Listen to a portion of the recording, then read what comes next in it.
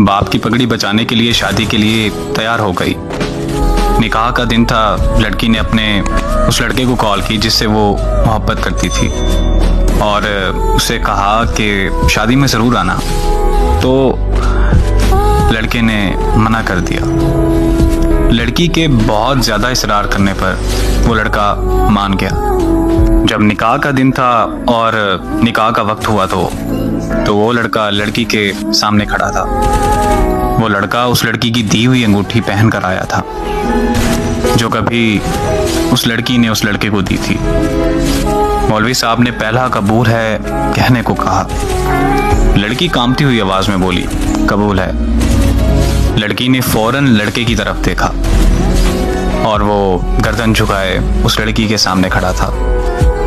मौलवी साहब ने दूसरा कबूल है कहने को कहा तो लड़के ने अंगूठी उतार दी।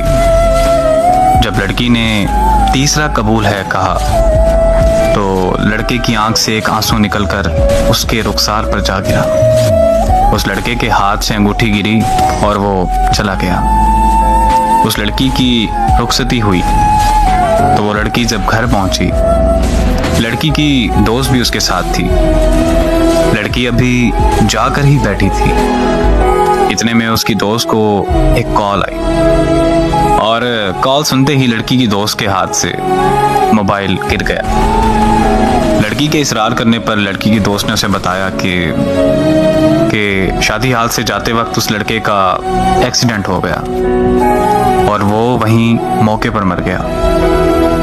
ये अल्फाज सुनने ही थे कि लड़की के पांव तले जमीन निकल गई, मानो जैसे लड़की पर आसमान आ गिरा हो। वो लड़की अपने होश गंवा बैठी थी। अचानक लड़की को फूट फूट कर रोते हुए याद आया कि उस लड़के ने उस लड़की से कहा था कि अगर तो मैं तुम्हारे निकाह पर आया तो मैं मर जाऊंगा, और लड़की के इसरार करने पर ही वो आया था। लड़की और फूट फूट कर रोने लगी कि मेरे कहने पर वो आया था।